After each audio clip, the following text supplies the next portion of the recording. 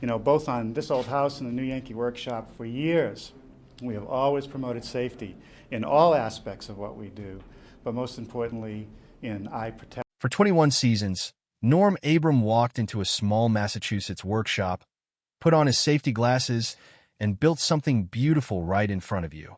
No drama, no elimination rounds, no celebrity guests.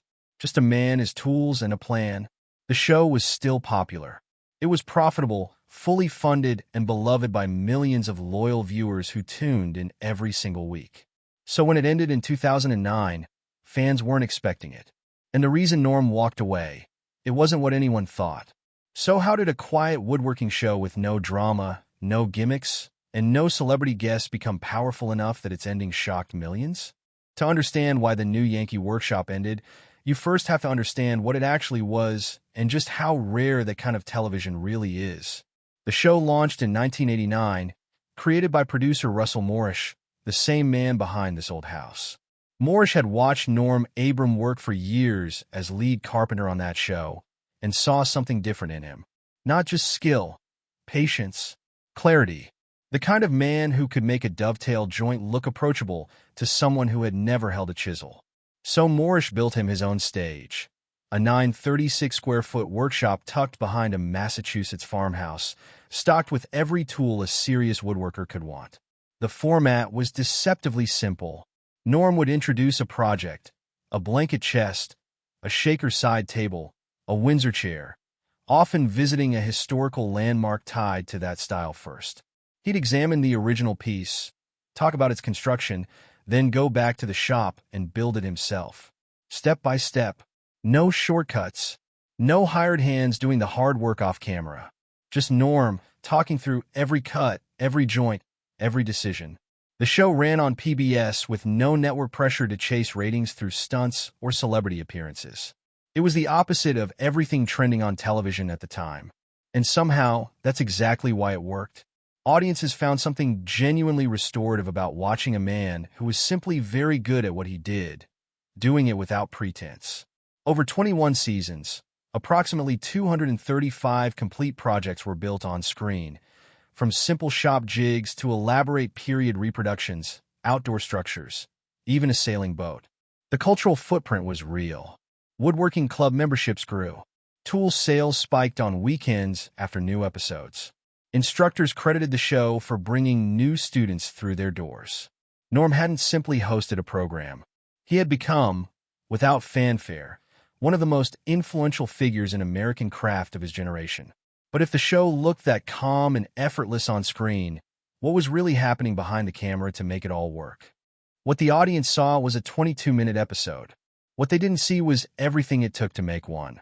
Each project on the new Yankee Workshop required somewhere between 40 and 60 hours of preparation and filming. That meant sourcing and inspecting the right lumber, often specific species and exact dimensions, before a single cut could even begin. It meant designing a build process that would actually work on television, deciding which steps could be shortened and which needed to be shown in full. It meant setting up camera angles, lighting, and tool placement so everything looked seamless on screen. And at the center of all of it, Norm still had to build the piece. That's the part that made this show fundamentally different. Norm wasn't performing carpentry. He was doing it for real, in real time, with real consequences if something went wrong. Every cut viewers saw was his. Every joint was his. And if something didn't fit, he fixed it himself. There were no stand-ins, no off-camera corrections, no second version quietly swapped in. He had one assistant on set, mostly handling cleanup and finishes. But the actual woodworking, the skill viewers tuned in for, belonged entirely to Norm. That authenticity became the soul of the show. People who understood woodworking could see immediately that it was real, and people who didn't understand it could still feel it. There's a difference between watching someone demonstrate something and watching someone truly know what they're doing. Norm had that quiet authority, and it carried every episode, but that authenticity came at a cost. The new Yankee Workshop wasn't something Norm did occasionally. During production seasons, it was a full-time commitment, often 40 to 60 hours a week. And at the same time, he was still working on this old house, filming alongside an entirely separate production schedule. For years, he was essentially doing two demanding television jobs at once. The difference was the weight each role carried. On this old house, Norm contributed as a master carpenter, important but shared. On the new Yankee Workshop, he was everything: the designer, the builder, the teacher, the host. Every episode depended entirely on him showing up and doing the work, start to finish. And then there was the physical environment. The workshop floor was bare concrete. During active filming, Norm stood on it for 8 to 12 hours a day. Not for a few months, but for more than 2 decades. Year after year, season after season, absorbing that impact through his joints, his back, his feet. From the outside, the show felt calm, almost meditative. But inside that workshop, it was relentless. A constant cycle of lifting, cutting, bending, adjusting, and repeating. Norm never showed that strain on camera. He never let the effort break the illusion of ease. But the reality was simple. The very thing that made the show so genuine was also what made it so demanding. And over time, that demand doesn't disappear. And if that level of authenticity came at such a high cost, how much was Norm's body actually paying for it after 2 decades? By 2009, Norm Abram was approaching 60 years old. He had spent 2 decades doing demanding physical labor on camera in a workshop built for craft, not comfort. The effects didn't arrive all at once. They built slowly, year after year, until they became impossible to ignore.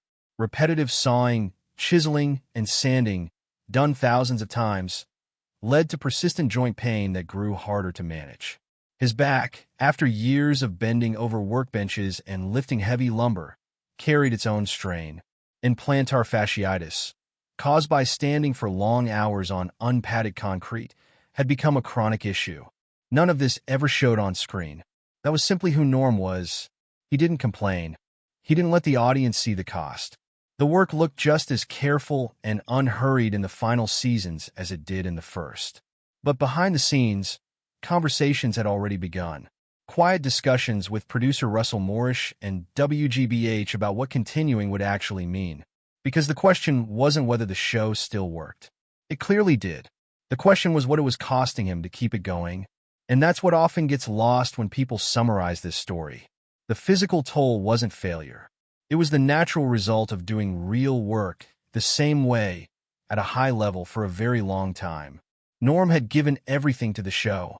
And eventually his body made it clear that everything had been given. So when the physical toll finally became impossible to ignore, who made the call to end it? And how exactly did it happen? The ending, when it came, was Norm's decision entirely. That point matters and deserves emphasis, because in the years since the show concluded, various rumors circulated about feuds behind the scenes, about network pressure, about creative disagreements or declining viewership. All of it was false. The people closest to the show confirmed it clearly and consistently. There were no external forces pushing Norm out. The show had no enemies. It was not canceled. It was ended deliberately, thoughtfully, and entirely on Norm's own terms. Norm himself addressed it with characteristic directness.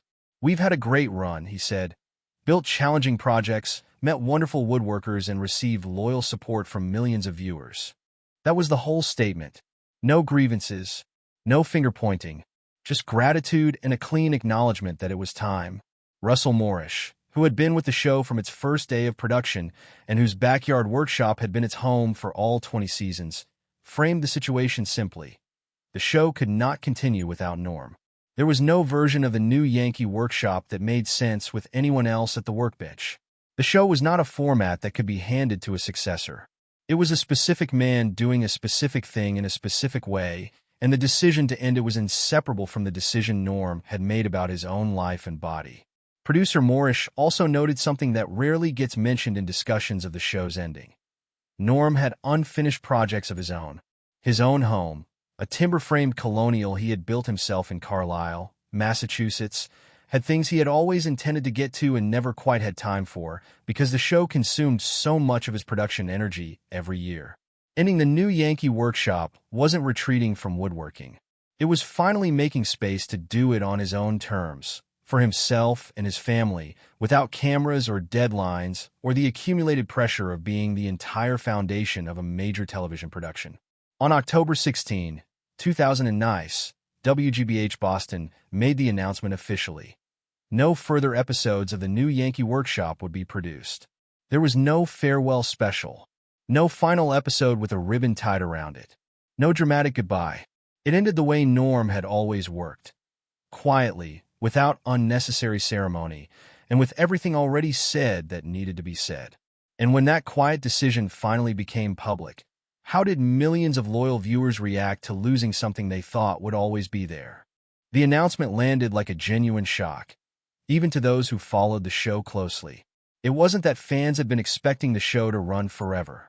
Most long-running television programs end eventually. What caught people off guard was the absence of warning signs. No declining quality, no rumors of behind-the-scenes trouble, no final season that felt like a farewell. The show had simply been doing what it always did, and then it stopped. Message boards and woodworking forums lit up within hours of the announcement. Fine Woodworking magazine, which had covered the show throughout its entire run, reported that reader response was unlike anything they had seen in response to a television news story. People weren't just sad about losing a program. They were writing the kind of messages you write when you lose something that had been genuinely woven into the rhythm of your life. Veteran woodworkers credited the show with rekindling a passion they'd almost let go. Beginners described how Norm's patient instruction had given them the confidence to attempt their first real project. Teachers wrote about students who had come to woodworking specifically because of what they had seen on Saturday morning television. Parents described watching episodes with their children, and those children, now adults, wrote about still remembering which projects they had watched together. The depth of the response revealed something that the ratings numbers had always suggested but never quite captured. The new Yankee Workshop had not just entertained people. It had genuinely shaped how they spent their time, what they valued, and how they thought about the act of making something with their hands. That is a rare thing for any television show to accomplish, and rarer still for one that operated without drama, scandal, or self-promotion of any kind. What the fan reaction also made clear was that no one was angry. There was grief, but it was the kind of grief that comes with respect. People understood, even if they hadn't known the specific details of Norm's physical situation, that he had given what he had to give. The show had received more from him than most television productions receive from anyone. Asking for more would have been unreasonable, and the audience, largely, seemed to know that. But beyond the shock and the goodbye, what did the new Yankee Workshop actually leave behind after 21 years? The legacy of the new Yankee Workshop is difficult to fully measure, in part because it worked so quietly and asked so little attention for itself. It did not dominate headlines.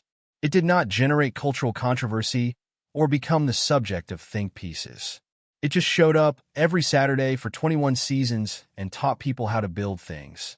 And somewhere in that consistency, it changed how a generation thought about craft, skill, and the value of making something with your own hands.